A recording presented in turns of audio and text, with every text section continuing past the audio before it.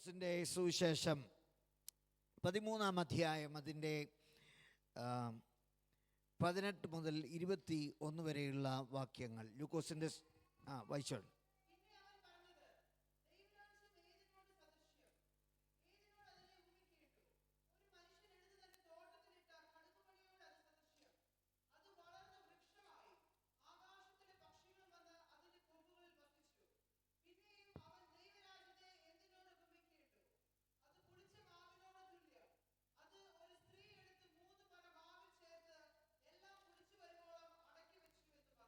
മതി. ദൈവത്തിന് സ്തോത്രമുണ്ടാകട്ടെ. നമുക്ക് വളരെ സുപരിചിതമായ ഒരു വേദഭാഗമാണ് ഇവിടെ വായിപ്പാൻ ഇടയായിത്തീർന്നു.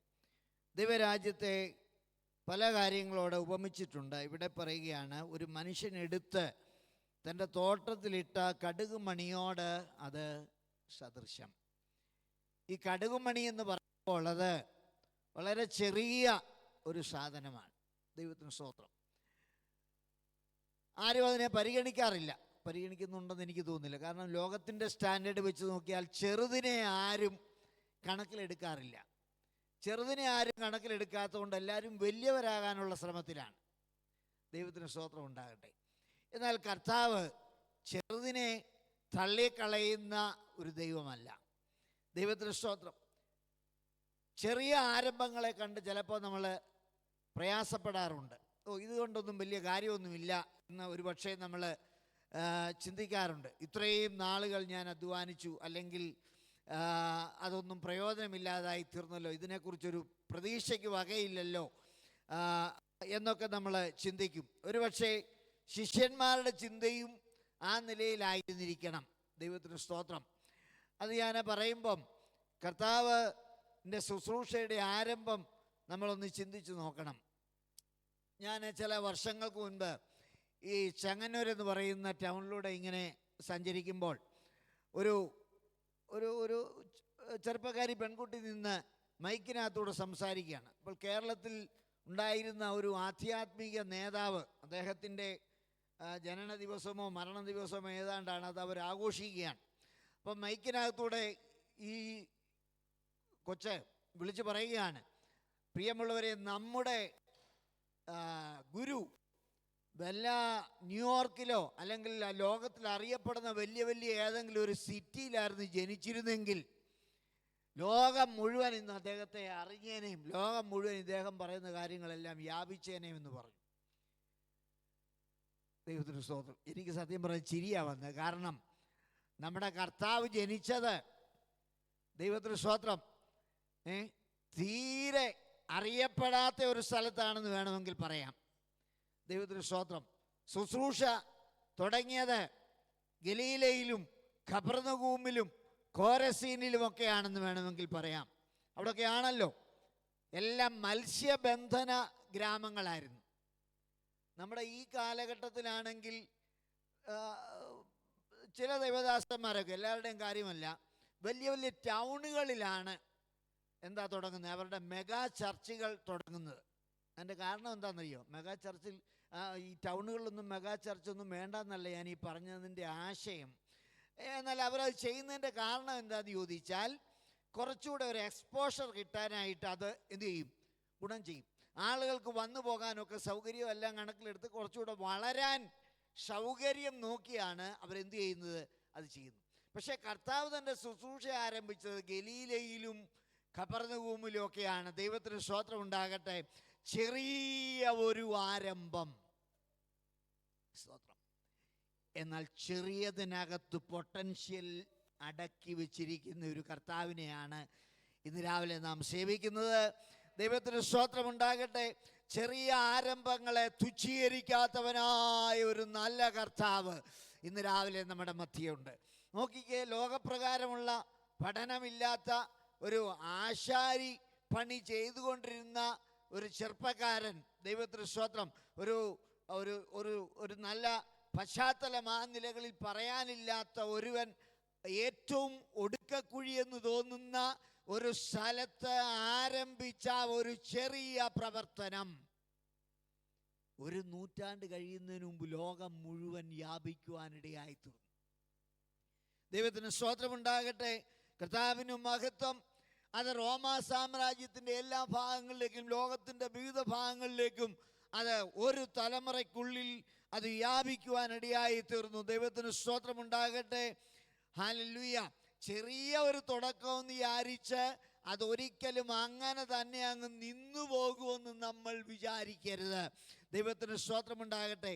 സൈമൺ സാറിൻ്റെ ഒരു പാട്ടുണ്ടല്ലോ, അല്പമാമുപകരണം കൊണ്ടു നൽപ്പെടുന്ന മഹത്തായ വേലകൾ ചെയ്യും ശില്പികൾക്കുടയവനെ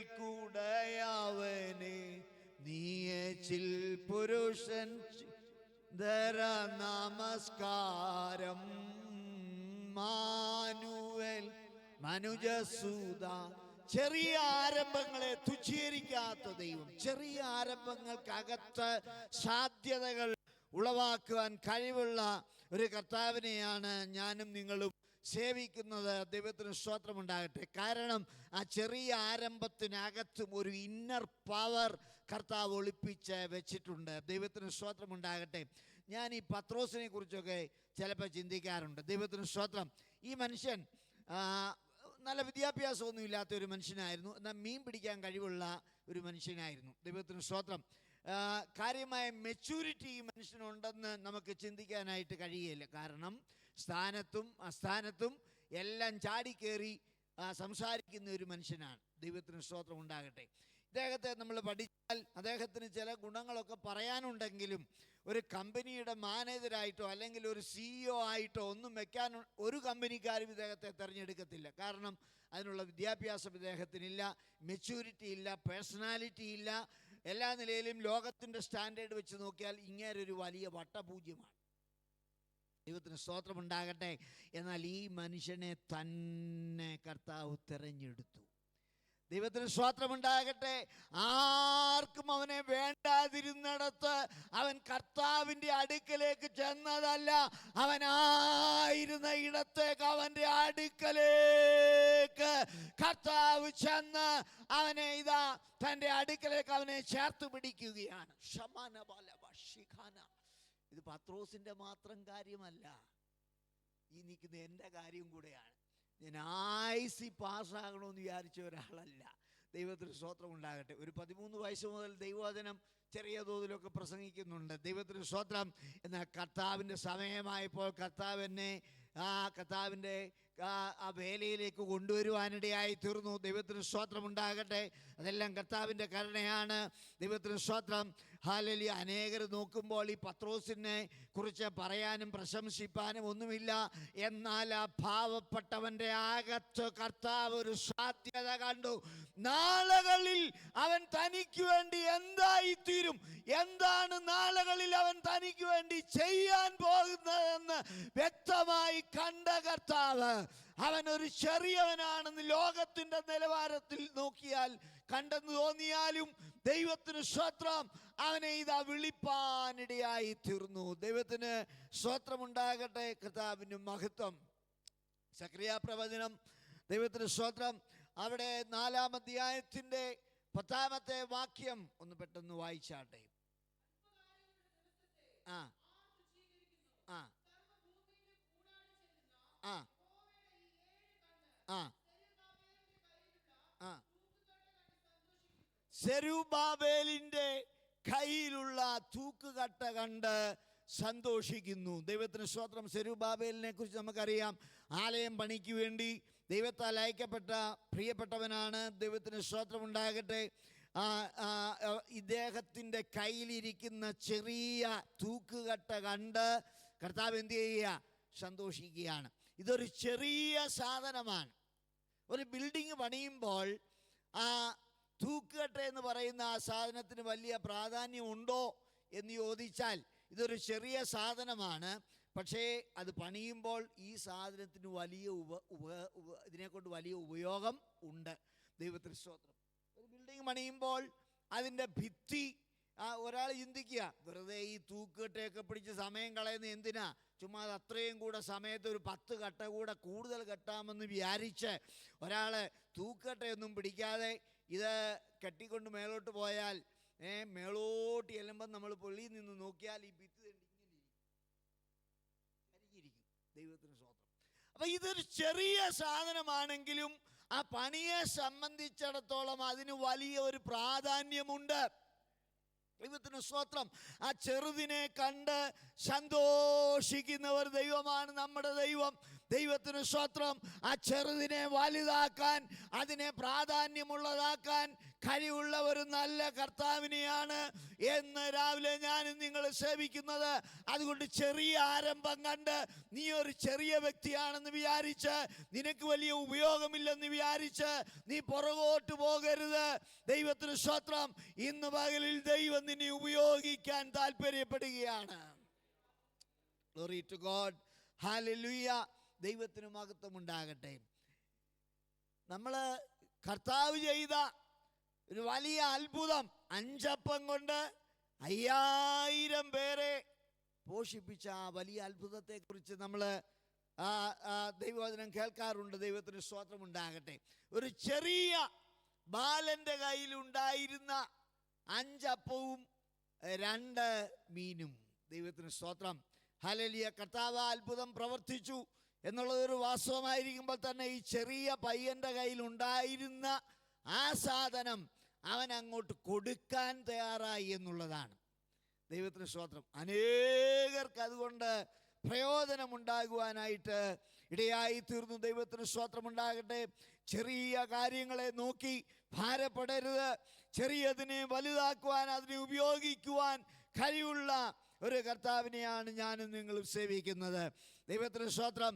ഇസ്രായേലിൽ ദൈവത്തിന് സ്തോത്രം ഉണ്ടായിരുന്ന ഒരു ചെറിയ പെൺകുട്ടി, ദൈവത്തിന് സ്തോത്രം, അരാം രാജാവിൻ്റെ അടുക്കളയിൽ അവള് ഒരു ജോലിക്കാരിയായിട്ട് നിൽക്കുകയാണ്. ദൈവത്തിന് സ്തോത്രം. അവിടെ സംഭവിച്ച കാര്യം നമുക്കറിയാം. നയമാൻ എന്ന് പറയുന്ന അരാം രാജാവിൻ്റെ സേനാധിപതി ഒരു കുഷ്ഠരോഗിയായിരുന്നു. ദൈവത്തിന് സ്തോത്രം ഉണ്ടാകട്ടെ. അവിടെ ഇതാ ആ നയമാനോടൊരു കാര്യം പറവാനിടയായി തീർന്നു. ദൈവത്തിന് സ്തോത്രം. ഇസ്രായേലിൽ ഒരു ദൈവപുരുഷനുണ്ട്. എൻ്റെ യജമാനൻ അവൻ്റെ അടുക്കൽ ചെന്നിരുന്നാൽ അങ്ങയുടെ ഈ കുഷ്ഠത്തിന് സൗഖ്യം വരും. ദൈവത്തിന് സ്തോത്രം. ഹല്ലേലൂയ. അത് അവനോട് പറയാൻ അവിടെ യെശയ്യാവും യിരെമ്യാവും അല്ല ഉപയോഗിക്കപ്പെട്ടത്.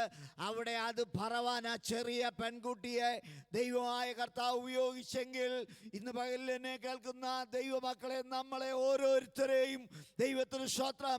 നിന്റെ ബാക്ക്ഗ്രൗണ്ട് എന്താണെന്നുള്ള ദൈവത്തിന് വിഷയമല്ല. നിനക്ക് എന്തുമാത്രം വിദ്യാഭ്യാസമുണ്ടെന്നുള്ള ദൈവത്തിൻ്റെ വിഷയമല്ല. നിന്റെ ബാക്ക്ഗ്രൗണ്ട് എന്താണെന്നുള്ള ദൈവത്തിന് വിഷയമല്ല. നീ അവൈലബിൾ ആകുമെങ്കിൽ, ഏൽപ്പിച്ചു കൊടുക്കാൻ തയ്യാറാകുമെങ്കിൽ ദൈവം നിന്നെ ഉപയോഗിപ്പാൻ മനസ്സുള്ള ദൈവമാണ്. ഹല്ലേലൂയ. ദൈവത്തിന് മഹത്വം ഉണ്ടാകട്ടെ. ചെറിയതിനെ ഉപയോഗിപ്പാൻ കഴിയുന്ന ഒരു കർത്താവിനെയാണ് ഞാനും നിങ്ങളും സേവിക്കുന്നത്. ദൈവത്തിന് സ്തോത്രം ഉണ്ടാകട്ടെ. ഇന്നും നമ്മൾ വിതയ്ക്കുന്ന ചെറുതാണ് നാളുകളിൽ വലുതായി തീരുന്നത്. സ്തോത്രം. നമ്മുടെ നാട്ടിൽ കൃഷി കണ്ടിട്ടുണ്ട്. ദൈവത്തിന് സ്തോത്രം. ചെറിയ വിത്ത്, ദൈവത്തിന് സ്തോത്രം, നെല്ലിൻ്റെ ആണെങ്കിലും ഒക്കെ നമ്മൾ ചെറുതായി മുളപ്പിച്ച് അത് പാടത്തേക്ക് ഇടുന്നു. ദൈവത്തിന് സ്തോത്രം. എന്നാൽ ചില ദിവസങ്ങൾ കഴിയുമ്പോൾ, ആഴ്ചകൾ കഴിയുമ്പോൾ ഇത് കിളിർത്ത് മുകളിലേക്ക് കയറി വരികയാണ്. ദൈവത്തിന് സ്തോത്രം ഉണ്ടാകട്ടെ. ഹല്ലേലൂയ. പിന്നീട് അത് വലിയ വിശാലമായ അനുഭവങ്ങളിലേക്ക് വരുവാനായിട്ടിടയായി തീരും. ദൈവത്തിന് സ്തോത്രം ഉണ്ടാകട്ടെ. അതുകൊണ്ട് ഇന്ന് പകലിൽ ദൈവത്തിൻ്റെ പൈതങ്ങളെ, ചെറിയ ആരംഭങ്ങളെ തുച്ഛീകരിക്കാത്തവനായ ദൈവം, ചെറിയതിനെ വളർത്തുന്ന ദൈവം, അവൻ നമുക്ക് വേണ്ടി അത്ഭുതങ്ങളെ ചെയ്യുവാൻ മതിയായ ദൈവമാണ്. ദൈവത്തിന് സ്തോത്രം. ഇന്ന് രാവിലെ നാം നിരാശപ്പെട്ടു പോകേണ്ട ആവശ്യമില്ല, ഭാരപ്പെട്ടു പോകേണ്ട ആവശ്യമില്ല, വേദനപ്പെട്ടു പോകേണ്ട ആവശ്യമില്ല. ദൈവത്തിന് സ്തോത്രം. ലോകത്തിൻ്റെ മുമ്പിൽ നമ്മൾ ചെറിയതാണെന്ന് തോന്നിയാലും ദൈവത്തിന് സ്തോത്രം, കർത്താവിൻ്റെ മുമ്പിൽ നമ്മൾ ചെറിയവരല്ല. ദൈവത്തിന് സ്തോത്രം. കാരണം കർത്താവ് നമ്മളെ വിളിച്ചു വേർതിരിച്ചു എന്നുള്ളതാണ്. ദൈവത്തിന് സ്തോത്രം ഉണ്ടാകട്ടെ. എഫേസ്യ ലേഖനം എടുത്ത 1-ാം അധ്യായത്തിൻ്റെ 13-14 വാക്യങ്ങൾ പെട്ടെന്നൊന്ന് വായിക്കാം. എഫേസ്യ ലേഖനം 1-ാം അധ്യായം ആ ആ ആ ആ ആ ആ ആ വാഗ്ദത്തത്തിൻ പരിശുദ്ധാത്മാവിനാൽ നമ്മളെ എന്ത് ചെയ്തിരിക്കുകയാണ്? മുദ്രയിട്ടിരിക്കുകയാണ്.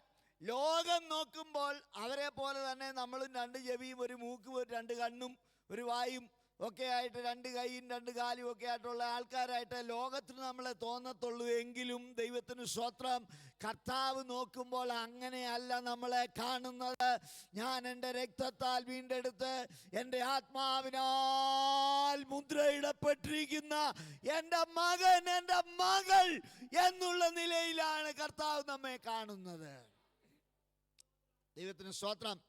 നമ്മുടെ നാട്ടിലൊരു പറച്ചിലുണ്ട്, തേക്കിനും ഡാഷിനും എവിടെയും കിടക്കാം. കാരണം പ്രത്യേകിച്ച് ഈ ഗവൺമെൻറ് വക തേക്ക് തടിയുണ്ട്. ദൈവത്തിന് സ്തോത്രം. അത് ഈ കിഴക്കൻ പ്രദേശങ്ങളിലുള്ള, അല്ലെങ്കിൽ ഈ ദേവദാസനെ പോലെയുള്ള നമ്മുടെ ഈ ഇവിടെ ആ സ്ഥലം പത്തനാപുരം പോലെയൊക്കെയുള്ള സ്ഥലങ്ങളിലുള്ളവരോട് അത് പറയേണ്ട ആവശ്യമില്ല.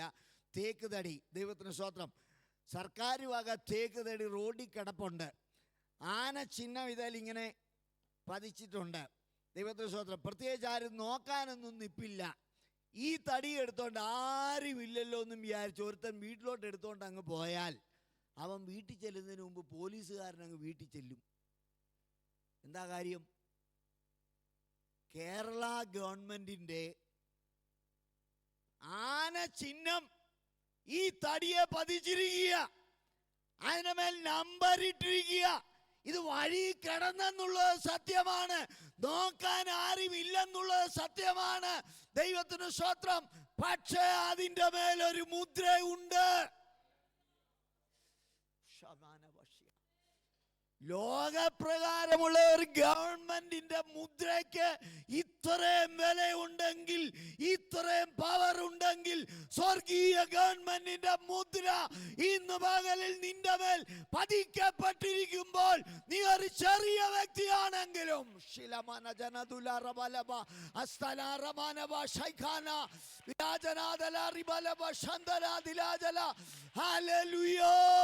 നീ ഭാരപ്പെടേണ്ട ആവശ്യമില്ല. നിന്നെ അവൻ മുദ്രയിട്ടിരിക്കുകയാണ്. സ്തോത്രം. ഹല്ലേലൂയ. ആ മുദ്ര കാണിക്കുന്ന എന്താണെന്നറിയാമോ? നീ കർത്താവിൻ്റെ വകയാണെന്നുള്ളതാണ്. 5-6 അന്യഭാഷ പറയുന്ന കാര്യം മാത്രമല്ല, ആ മുദ്രയ്ക്കൊരർത്ഥമുണ്ട്. നമ്പർ 1, നീ കർത്താവിൻ്റെ വകയാണ്. സ്തോത്രം. ഉടമസ്ഥരില്ലാതെ ഒരുപാട് പുള്ളികൾ ലോകത്തിൽ കറങ്ങി നടപ്പുണ്ട്. എന്നാൽ ഇന്ന് രാവിലെ ഓർത്തോണം, എനിക്കും നിനക്കും ഒരു ഉടമസ്ഥനുണ്ട്. അവൻ നിന്നെ മുദ്രയിട്ടിരിക്കുകയാണ്. ഇന്ന് രാവിലെ ആർക്കും നിങ്ങളെ മനസ്സിലാക്കാൻ കഴിയുന്നില്ലെങ്കിലും നിന്നെ അറിയുന്ന ഒരു നല്ല കർത്താവുണ്ട്. മുദ്രയിട്ടിരിക്കുകയാണ്. ഒന്നാമത്തേത്, ആ മുദ്രയുടെ ആശയം ഉടമസ്ഥാവകാശമാണ്. നാം അവൻ്റെ വകയാണ്. രണ്ടാമത്, അവന് നമ്മളെക്കുറിച്ച് ഉത്തരവാദിത്വമുണ്ട്. ഇപ്പോൾ ഈ സഭയുടെ ലെറ്റർ ഹെഡിനകത്ത് ഒരു കാര്യം എഴുതി, സഭയുടെ പാസ്റ്റർ ആരാണോ അദ്ദേഹം സഭയുടെ സീലും വെച്ച ഒരു ഒപ്പ് അതിനകത്ത് ഇട്ട് കഴിഞ്ഞാൽ അതിനെക്കുറിച്ചുള്ള, ആ എഴുതിയിരിക്കുന്ന കാര്യത്തെക്കുറിച്ചുള്ള ഉത്തരവാദിത്വം ഈ സഭയ്ക്ക് ഉണ്ട്. അങ്ങനെയാണെങ്കിൽ പരിശുദ്ധാത്മാവിനാൽ നമ്മളെ മുദ്രയിട്ടിരിക്കുന്നു എന്ന് പറയുമ്പോൾ നമ്മളെക്കുറിച്ചുള്ള ഉത്തരവാദിത്വം കർത്താവിനുണ്ട്. ഹല്ലേലൂയ. നമ്മളെക്കുറിച്ചുള്ള ഉത്തരവാദിത്വം കർത്താവിനുണ്ട്. ഒരു കാര്യം ഞാൻ അങ്ങ് ആ കൂട്ടത്തിൽ ചേർത്ത് പറയാം. ദൈവപ്രമാണം വിട്ടു നടക്കുന്ന ആരെങ്കിലുമൊക്കെ ഉണ്ടെങ്കിൽ അവരെക്കുറിച്ച് ദൈവത്തിന് യാതൊരു ഉത്തരവാദിത്വവും ഇല്ല. ദൈവത്തിന് സ്തോത്രം ഉണ്ടാകട്ടെ. അത് നമ്മൾ മനസ്സിലാക്കിയിരിക്കണം. ഹല്ലേലൂയ. അവൻ നമ്മളെ മുദ്രയിട്ടിരിക്കുകയാണ്. ദൈവത്തിന് സ്തോത്രം ഉണ്ടാകട്ടെ. അതുകൊണ്ട് നീ കർത്താവിൻ്റെ വകയാണ്. നീ കർത്താവിൻ്റെ കർത്താവിന് നിന്നെക്കുറിച്ച് ഉത്തരവാദിത്വമുണ്ട്. മൂന്നാമത്തെ കാര്യം, നിന്നിൽ കർത്തൃത്വം നടത്തുന്നത് നമ്മുടെ കർത്താവാണ്. സ്തോത്രം. ഹല്ലേലൂയ. കൊരിന്ത്യ ലേഖനം എടുത്തേ. കൊരിന്ത്യർക്കുള്ള 1-ാം ലേഖനം 15-ാം അധ്യായം 42 മുതൽ 44 വരെ. ആ ആ ആ ആ ആ ആ ദൈവത്തിന് സ്തോത്രമുണ്ടാകട്ടെ. ഒരു നിമിഷം.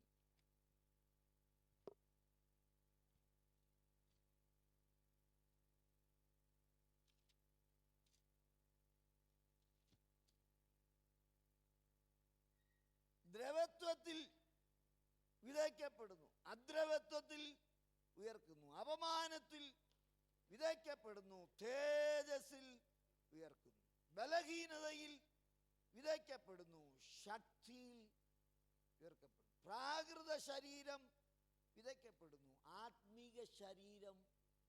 അപ്പൊ തുടക്കം ഒരു ചെറിയ അനുഭവമാണ്. തുടക്കം വലിയ ആരാലും പ്രശംസിക്കപ്പെടുന്ന ഒരു നിലവാരമല്ല. എന്നാൽ അതിനപ്പുറത്ത് ശ്രേഷ്ഠമായ ഒരു അനുഭവം നമ്മെ കാത്തിരിപ്പുണ്ട്. ദൈവത്തിന് സ്തോത്രം. ഇപ്പോൾ വേദനയിലൂടെയും പ്രയാസത്തിലൂടെയും ഭാരങ്ങളിലൂടെയും ഞെരുക്കങ്ങളിലൂടെയും ഒക്കെ കടന്നു പോവുകയാണെങ്കിലും ദൈവത്തിന് സ്തോത്രം, ഇതിനപ്പുറത്ത് ശ്രേഷ്ഠമായ ഒന്ന് ദൈവം നമുക്ക് വേണ്ടി ഒരുക്കി വെച്ചിട്ടുണ്ട്. ദൈവത്തിൻ്റെ വചനം തന്നെ പറയുന്നത് എന്താണെന്നറിയോ? ദൈവത്തെ സ്നേഹിക്കുന്നവർക്ക്, ദൈവം തന്നെ സ്നേഹിക്കുന്നവർക്ക് നിർണയപ്രകാരം വിളിക്കപ്പെട്ടവർക്ക് തന്നെ സകലവും നന്മയ്ക്കായി കൂടി ആവരിക്കുന്നു. വേറൊരു ഭാഗത്ത് പറയുന്നുണ്ട്, ദൈവം തന്നെ സ്നേഹിക്കുന്നവർക്ക് വേണ്ടി ഒരുക്കി വച്ചിരിക്കുന്നത് ഒരു കണ്ണ് കണ്ടിട്ടില്ല, ചെവി കേട്ടിട്ടില്ല, ഒരുത്തൻ്റെയും ഹൃദയത്തിൽ. ഇനിയുമാണ് എൻ്റെ ചോദ്യം. മിക്കവാറും പ്രസംഗിക്കുന്നവരെല്ലാം ഇത് ഈ ഭൗതികതയുമായി അങ്ങ് എന്ത് ചെയ്യുക? കൂട്ടിക്കെട്ടുക. ദൈവത്തെ സ്നേഹിക്കുന്നവർക്ക് ഒരുക്കിയിരിക്കുന്നത് ഒരു കണ്ണ് കണ്ടിട്ടില്ല. ഭൗതികമായിട്ടുള്ള കാര്യങ്ങളെല്ലാം എടുത്തു. വാഹനങ്ങൾ, വീടുകൾ, വസ്തുക്കൾ, ഇതെല്ലാം കാണാത്തവരാരെങ്കിലും ഇതിനകത്തിരിപ്പുണ്ടോ? ഞാൻ കണ്ടിട്ടുണ്ട്. വാഹനം, പല വിലയുടെ വാഹനങ്ങൾ കണ്ടിട്ടുണ്ട്, വീടുകൾ കണ്ടിട്ടുണ്ട്, വസ്തുക്കൾ കണ്ടിട്ടുണ്ട്, മറ്റു ഭൗതിക നന്മകളൊക്കെ നമ്മളൊക്കെ പല നിലകളിൽ കണ്ടിട്ടുണ്ട്. അപ്പൊ ദൈവം ഒരുക്കിയിരിക്കുന്ന നന്മ എന്ന് പറയുന്നത് ഈ ഭൗതികതയല്ല. അത് കിട്ടുന്നതൊക്കെ ദൈവം വല്ലതൊക്കെ തരുന്നെങ്കിൽ വാങ്ങിച്ച് സ്വോത്രം പറഞ്ഞ് അനുഭവിച്ചോ, കുഴപ്പമൊന്നുമില്ല. അപ്പൊ ദൈവത്തെ സ്നേഹിക്കുന്നവർക്ക് വേണ്ടി ദൈവം ഒരുക്കിയിരിക്കുന്ന ഒരു കണ്ണ് കണ്ടിട്ടില്ല, ചെവി കേട്ടിട്ടില്ല, ഒരുത്തന്റെ ഹൃദയത്തിൽ തോന്നിയിട്ടില്ല എന്ന് പറഞ്ഞാൽ അതെന്തവാ? വെളിപ്പെടാനുള്ള ഒരു തേജസ് ഉണ്ട്. പൗലോസ് പറഞ്ഞു, നമ്മളിൽ വെളിപ്പെടാനുള്ള തേജസ് വിചാരിച്ചാൽ ഈ കാലങ്ങളിലെ കഷ്ടം സാരമില്ല എന്ന് ഞാൻ എണ്ണുന്നു. നമ്മൾ ഈ പനി വന്നതും കാലിന് വേദന വന്നതും വയറ്റിനകത്ത് വേദന വന്നതും ഒക്കെ വലിയ കഷ്ടമായിട്ട് എടുത്തിരിക്കുകയാണ്. എന്നാൽ പൗലോസ് ഈ കഷ്ടമെന്നൊക്കെ പറയുന്നത് അതൊന്നുമല്ല. ദൈവത്തിന് സ്തോത്രം. കാട്ടിലെ ആപത്ത്, വെള്ളത്തിലെ ആപത്ത്, പിന്നെ കൂടുതൽ സഹോദരന്മാരിൽ നിന്നുള്ള ബുദ്ധിമുട്ട്, ദൈവത്തിന് സ്തോത്രം, സഭകളെക്കുറിച്ചുള്ള ചിന്താഭാരം എന്ന് വേണ്ട ഒരു മനുഷ്യൻ അനുഭവിക്കാവുന്നതിൻ്റെ പരമാവധി ഈ മനുഷ്യൻ അനുഭവിച്ചു. ദൈവത്തിന് സ്തോത്രം. എങ്കിലും ആ മനുഷ്യന് ദൈവത്തിന് സ്തോത്രം വെളിപ്പെടാനുള്ള ദൈവത്തിന് സ്തോത്രം തേജസ്സിനെ കുറിച്ചൊരു വലിയ ബോധ്യമുണ്ടായിരുന്നു. ബാക്കി എല്ലാ കാര്യങ്ങളും മറന്നുപോയാലും നിന്നിൽ വെളിപ്പെടാനുള്ള തേജസ്സിനെ കുറിച്ച് നിനക്കൊരു ബോധ്യമുണ്ടായിരിക്കണം. ഞാൻ ഈ പ്രവാചകന്മാർക്കൊന്നും എതിരൊന്നുമില്ല. അത് കർത്താവിൻ്റെ സഭയോടുള്ള ബന്ധത്തിൽ സഭയുടെ പരിപോഷണത്തിന് വേണ്ടി വെക്കപ്പെട്ടിരിക്കുന്ന വിവിധ ശുശ്രൂഷകളിൽപ്പെട്ട ഒരു കാര്യം തന്നെയാണത്. ദൈവത്തിന് സ്തോത്രം. എന്നാൽ ചില പുള്ളികളൊക്കെ വന്ന പിശാചിനെയാണ് കാണുന്നത് മൊത്തം. ദൈവത്തിന് സ്തോത്രം. അതിലെ കൂടെ ഒരു വരത്തുപോക്ക്, ഇതിലെ നിൻ്റെ വീട്ടിലൊരു വലിയ പോരാട്ടമുണ്ട് എന്ന് വേണ്ട. ഇതൊക്കെ കേൾക്കുമ്പം പല ബലഹീന വിശ്വാസികളും അങ്ങ് എന്തു ചെയ്യും? ഭയപ്പെട്ടു പോകും. ഈ സാത്താനെ ഒഴിവാക്കിക്കൊണ്ട് ലോകത്തിൽ ഇപ്പോൾ കാര്യങ്ങൾ വല്ലതും നടക്കുമോ? അവൻ എതിലെങ്കിലുമൊക്കെ കയറിപ്പോട്ടെ, അവനെ ഇപ്പം മാറ്റി വിട്ടിട്ടില്ല. അവൻ ഇവിടെയൊക്കെ തന്നെ ലോകത്തിൽ ഇങ്ങനെ സഞ്ചരിച്ചുകൊണ്ടിരിക്കുകയാണ്. പക്ഷെ അവനങ്ങനെ പൊക്കോട്ടെന്നേ. പക്ഷെ നീ ദൈവത്തിൻ്റെ വകയാണെങ്കിൽ നീ ഇതിനെക്കുറിച്ചൊന്നും ഓർത്ത് ഭാരപ്പെടേണ്ട ആവശ്യമില്ല. സ്തോത്രം. നീ കണ്ണടച്ചിരുന്നാൽ കാണേണ്ട ദർശനം ഇവൻ അങ്ങോട്ട് പോകുന്നതും ഇങ്ങോട്ട് വരുന്നതും വരത്തുപോക്ക് ഒന്നുമല്ല. നീ പ്രാപിക്കാൻ പോകുന്ന വലിയ തേജസ്സിനെ കുറിച്ചുള്ള ദർശനം കാണണം. കാൽവറി ദർശനം കാണുന്നൻ മുൻപിലായി, കാൽവറി കാണുന്നൻ മുൻപിലായി, അൻപിനാലുള്ളവും കണ്ണും നിറയുന്നേ, അൻപി ഉള്ളവും കണ്ണും നിറയുന്നേ, വന്ദനാമേ നായകനേ, വന്ദനാമേ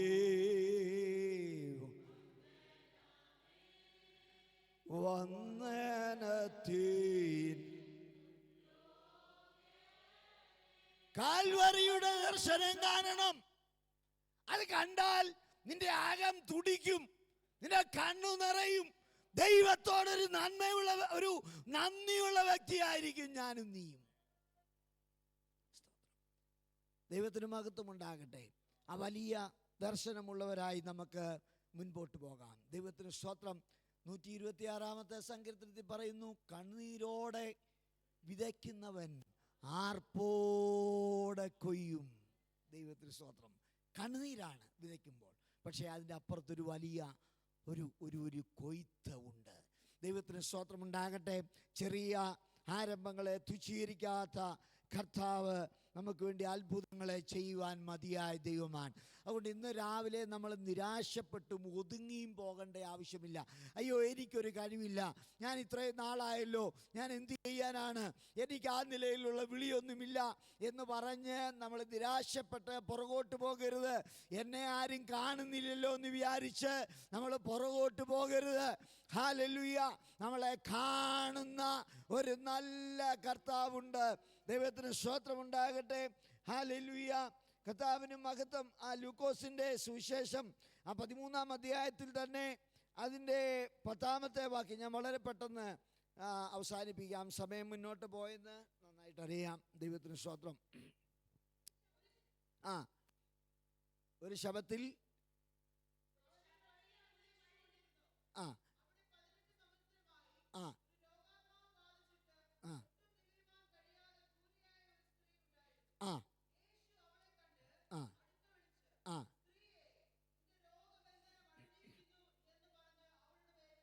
മതി. കഴിഞ്ഞ 18 സംവത്സരമായി ഈ സഹോദരി പള്ളിയിൽ പോയിക്കൊണ്ടിരിക്കുക. ദൈവത്തിന് സ്തോത്രം. ഒരു വലിയ കൂന് ഇവളുടെ പുറത്തുണ്ട്. നമ്മുടെ പല പെന്തിക്കോസുകാരെക്കാട്ടിലും അവൾ ബെറ്ററാ എന്ന് ഞാൻ പറയാൻ കാര്യം, ഒരു പനി വന്നാൽ ആരാധന മുടക്കുന്ന പുള്ളികൾ ഉണ്ട്. പക്ഷേ ഈ 18 കൊല്ലമായിട്ട് ഇങ്ങനെ റാ പോലെ വളഞ്ഞിരിക്കുകയാണെങ്കിലും സഭായോഗം. അപ്പൊ ഈ 18 കൊല്ലമായിട്ട് ഇവള് പള്ളിയിൽ വരുമ്പം ഒരുപാട് ആളുകൾ ഇവളെ എന്ത് ചെയ്യുന്നുണ്ട്? കാണുന്നുണ്ട്. പക്ഷേ പ്രയോജനമൊന്നുമില്ല. എന്നാൽ ഈ പ്രത്യേക സന്ദർഭത്തിൽ അവിടെ എഴുതിയിരിക്കുകയാണ്, യേശു അവളെ കണ്ടു. 18 കൊല്ലമായിട്ട് ഇവളെ അനേകരും കാണുന്നുണ്ടെങ്കിലും പലരും ഇവളെ മൈൻഡ് ചെയ്യുന്നില്ല. കാരണം ഇവൾ കൂനിയാണ്, കണ്ടാൽ ഒരു അഗ്ലി ലുക്കാണ്. ദൈവത്തിന് സ്തോത്രം. ഇവളിൽ നിന്ന് ഒന്നും പ്രതീക്ഷിക്കാനില്ല. ദൈവത്തിന് സ്തോത്രം. എന്നാൽ യേശു അവളെ കണ്ടു.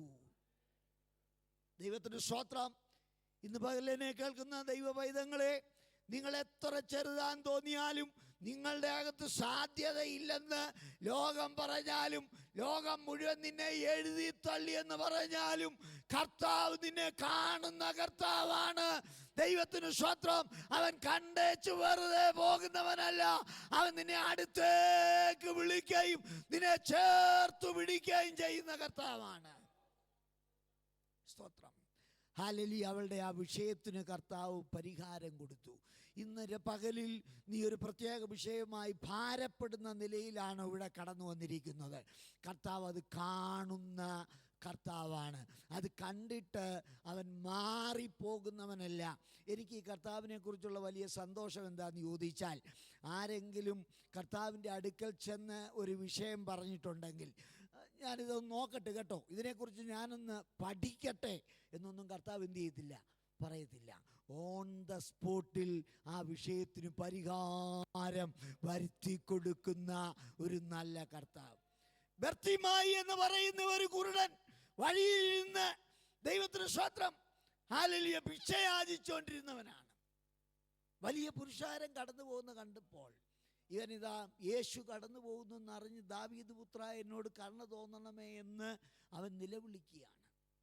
ആളുകൾ പറഞ്ഞു, മിണ്ടാതിരി. വലിയ പ്രധാനപ്പെട്ട കാര്യങ്ങളൊക്കെ നടക്കുമ്പോൾ നീ ഈ ഭിക്ഷക്കാരൻ്റെ പതപ്പും പതച്ചിരിക്കുന്നവൻ്റെ ശബ്ദമൊന്നും കേൾക്കാൻ ആർക്കും സമയമില്ല. നീ മിണ്ടാതിരി, നിന്റെ ശബ്ദം ഇവിടെ ഒരു അരോചകമാണ്. പക്ഷേ ഇവൻ്റെ നിലവിളിയുടെ മുമ്പിൽ യേശു നിന്നു എന്നുള്ളതാണ്. ദൈവത്തിന് സ്തോത്രം. ഇന്ന് പകലിൽ ദൈവ പൈതങ്ങളെ, ഹല്ലേലൂയ, അവൻ നമ്മെ കാണുന്ന കർത്താവാണ്. നിന്റെ വിഷയത്തെ അവൻ അറിയുന്ന ദൈവമാണ്. ആ വിഷയം കണ്ടിട്ട് അവൻ ഹല്ലേലൂയ പ്രവർത്തിക്കാതെ മറികടന്നു പോകുന്നവനല്ല. ഇതെന്നെ കൊണ്ട് പരിഹരിക്കാൻ കഴിയാത്ത കാര്യമല്ല ആണ് എന്ന് പറഞ്ഞവൻ പോകുന്നവനല്ല. എന്ന് രാവിലെ നാം സേവിക്കുന്ന കർത്താവ് അവനെ കൊണ്ട് പരിഹരിക്കാൻ കഴിയാത്തതായി ഒരൊറ്റ വിഷയമില്ല. എത്ര കാര്യങ്ങൾ അതിനോട് ബന്ധപ്പെട്ട് പറയാനുണ്ടെന്നറിയാമോ? ജീവിതത്തിലെ അനുഭവങ്ങൾ. ദൈവത്തിന് സ്തോത്രം. എന്നാൽ ഇന്ന് സമയത്തിൻ്റെ പരിമിതിയിൽ ഞാൻ എൻ്റെ വാക്കുകളെ ഇവിടെ ചുരുക്കിയാണ്. അവൻ അത്ഭുതങ്ങളുടെ ദൈവമാണ്. സാധ്യതകളില്ലെന്ന് പറഞ്ഞ് എഴുതി തള്ളുന്നിടത്ത് അതിനകത്തുനിന്നൊരു പൊട്ടൻഷ്യൽ ഉളവാക്കിയെടുക്കാൻ കഴിവുള്ള കർത്താവ്. സ്തോത്രമുണ്ടാകട്ടെ. ഉൽപ്പത്തി പുസ്തകം 49-ാം അധ്യായത്തിൽ ദൈവത്തിന് സ്തോത്രം, അവിടെ യോസേഫിനെ കുറിച്ച് പറയുന്ന ഒരു വാചകം കൂടെ വായിച്ച് അവസാനിപ്പിക്കാം. 49-ന്റെ 22-ാമത്തെ വാക്യം. യോസേഫ് ഫലപ്രദമായൊരു വൃക്ഷം, നീരുറവിനരികെ ഫലപ്രദമായ വൃക്ഷം തന്നെ. അതിൻ്റെ കൊമ്പുകൾ മതിലിന്റെ മേൽ പടരുന്നു. വില്ലാളികൾ അവനെ വിഷമിപ്പിച്ചു, പൊരുതു. അവന്റെ വില്ല് ഉറപ്പോടെ നിന്നു. ഈ മനുഷ്യനെ നോക്കിക്കേ. വീട്ടിലെ ഇളയ മക്കളിൽ ഒരുവനാണ്. ബെന്യാമീൻ മാത്രമേ ഉള്ളൂ ഇവനെക്കാട്ടിൽ ഇളയതായിട്ട്. ദൈവത്തിന് സ്തോത്രമുണ്ട്. ആ കുടുംബത്തിലെ ഏറ്റവും ചെറിയ വ്യക്തിയാണ്. ദൈവത്തിന് സ്തോത്രം. ഇവനെ സംബന്ധിച്ചിടത്തോളം വലിയ പ്രതീക്ഷയ്ക്കൊന്നും വകയില്ല. ആകെപ്പാടെ 2 ദർശനം കണ്ടു എന്നുള്ളതല്ലാതെ മറ്റു പ്രതീക്ഷയ്ക്കൊന്നും വകയില്ല. സഹോദരന്മാർ ഇവനെ വലുതായിട്ടൊന്നും കണക്ക് കൂട്ടിയില്ല. ദൈവത്തിന് സ്തോത്രമുണ്ടാകട്ടെ. എന്നാൽ അവൻ്റെ ജീവിതത്തിൽ അവൻ എന്തെല്ലാം പ്രതികൂലങ്ങളിലൂടെ കടന്നു പോകുവാനിടയായി. ദൈവത്തിന് സ്തോത്രം. സഹോദരന്മാരാൽ ദ്വേഷിക്കപ്പെടുവാൻ ഇടയായി തീർന്നു. സഹോദരന്മാരാൽ വിൽക്കപ്പെടുവാനിടയായി തീർന്നു. പൊട്ടക്കണത്തിൽ വീണു. അവിടെ നിന്ന് കയറ്റി അവനിതാ ഇസ്മായേലിലെ കച്ചവടക്കാർക്ക് 20 വെള്ളിക്കാശിന് ഇവനെ വിറ്റു. പുത്തിഫേറിൻ്റെ ഭവനത്തിലേക്ക് കടന്നു പോവുകയാണ്. അവിടെ ഇതാ ആ കുടുംബത്തിൽ ദൈവത്തിന് സ്തോത്രം ഭവനത്തിൽ അവനൊരു കാര്യവിചാരകൻ്റെ സ്ഥാനത്തേക്ക്, ഒരു ഉയർന്ന സ്ഥാനത്തേക്ക് വന്നെന്ന് വേണമെങ്കിൽ പറയാം. ദൈവത്തിന് സ്തോത്രം. പക്ഷേ ചെയ്യാത്ത കുറ്റത്തിന് തെറ്റിദ്ധരിക്കപ്പെട്ട് ദീർഘനാളുകൾ ജയിലിൽ പോയി കിടക്കേണ്ടതായിട്ട് വന്നു.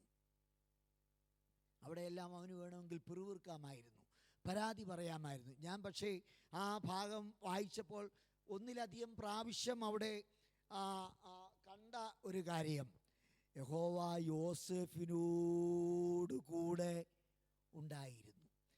കാരാഗ്രഹത്തിനകത്തും യഹോവ യോസേഫിനോടുകൂടെ ഉണ്ടായിരുന്നു. ദൈവത്തിന് സ്തോത്രമുണ്ടാകട്ടെ. ഹല്ലേലൂയ. ഒരു ചെറിയ തുടക്കമാണ്. ദൈവത്തിന് സ്തോത്രം. വലിയ പ്രതിസന്ധികളിലൂടെ കടന്നുപോയി. ഹല്ലേലൂയ. ജയിലറയിലാകപ്പെട്ടു. എന്നാൽ ഇതെല്ലാം എന്താണെന്നറിയാമോ? ആത്യന്തികമായി നിന്നെ ഫറവോന്റെ രണ്ടാമനായി മിസ്രയീമിൽ ഇരുത്താൻ വേണ്ടിയുള്ള ദൈവത്തിന്റെ ക്രമീകരണമാണ്. സ്തോത്രം. ഹല്ലേലൂയ. ദൈവത്തിന് മഹത്വം. യോസേഫ് മതിലിൻ്റെ മേൽ പടരുന്ന ഒരു മുന്തിരി വള്ളി. സഹോദരന്മാർ, പോത്തിഫർ മറ്റു പലരും ഇവനെതിരായി മതിലുകൾ തീർത്തു. എന്നാൽ അവൻ ആ മതിലിന്റെ മുകളിലൂടെ പടർന്നു കയറി. കാരണം യാക്കോബിന്റെ വല്ലഭന്റെ കരം അവൻ അനുകൂലമായി നിന്നു. അവൻ്റെ വില്ല് ഉറപ്പോടെ നിന്നു. ദൈവത്തിന് സ്തോത്രം.